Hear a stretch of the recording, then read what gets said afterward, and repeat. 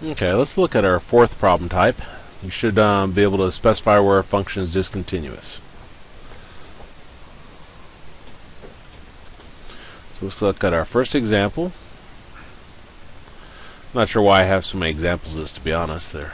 Some of them are kind of just the same, but x squared plus 4x minus 1 over x. If you're looking where something's discontinuous, if you got a fraction, set your denominator equal to 0 and solve it.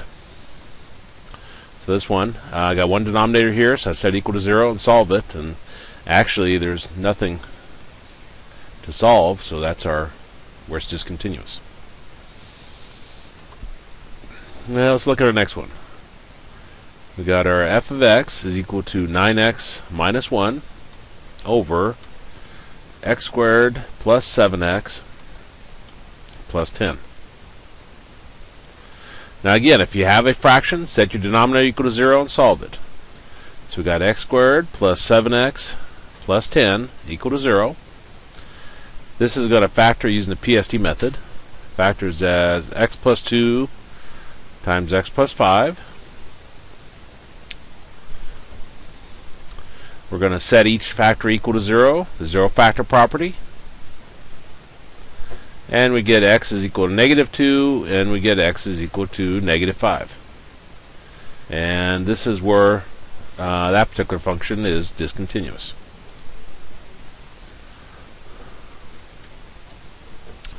Okay, now third one.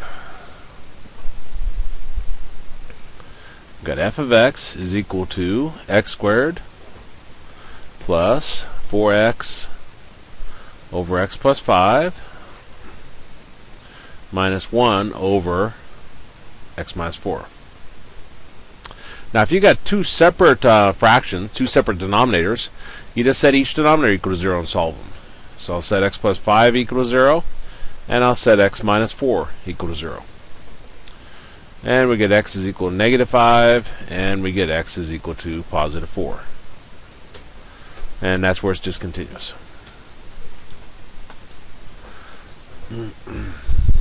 Let's look at our fourth one.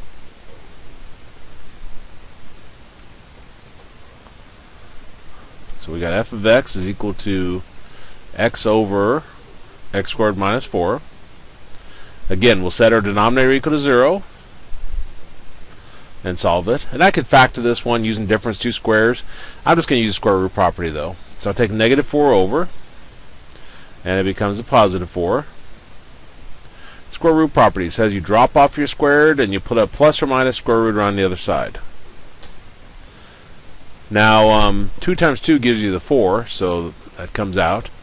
And this is where it's discontinuous, at negative 2 and positive 2. Let me scroll up here and let's look at our next example. We got f of x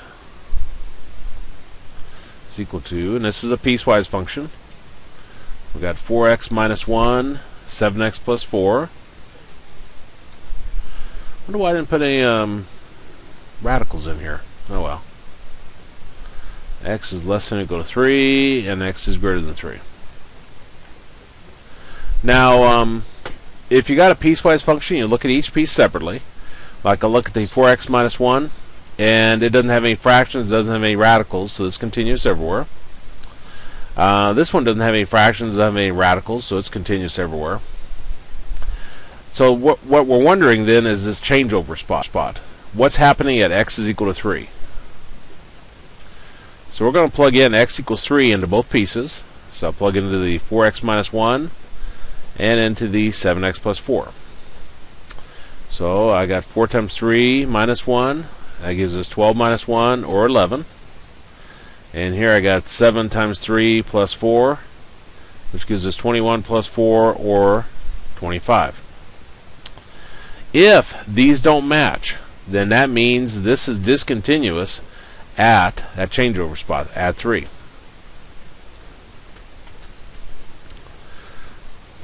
Let's look at another one of those. So I got f of x is equal to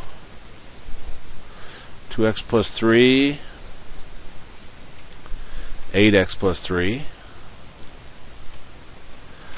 and this is when x is less than or equal to 0, and this is when x is greater than 0. Now, if I look at each individual piece, 2x plus 3 and 8x plus 3, there's no fractions, there's no radicals, so we're fine there. So what we're going to do then is check that the changeover. What's happening at 0? I'm going to change this from this piece to this piece. So we're going to take that 0 and plug it into each piece. So we've got 2x plus 3 and 8x plus 3. Well, 2 times 0 plus 3. 2 times 0, 0 drops away, so we got 3. And here we got 8 times 0 plus 3. And 8 times 0 is 0, so it drops away. And we got 3 is equal to 3. Since these match, it is not discontinuous at 0. It's actually continuous there. Which means if this is continuous here, and it's continuous there is no discontinuities. And I know those aren't appropriate abbreviations, but I'm lazy. So I think that was the last. Yep, that was the last problem.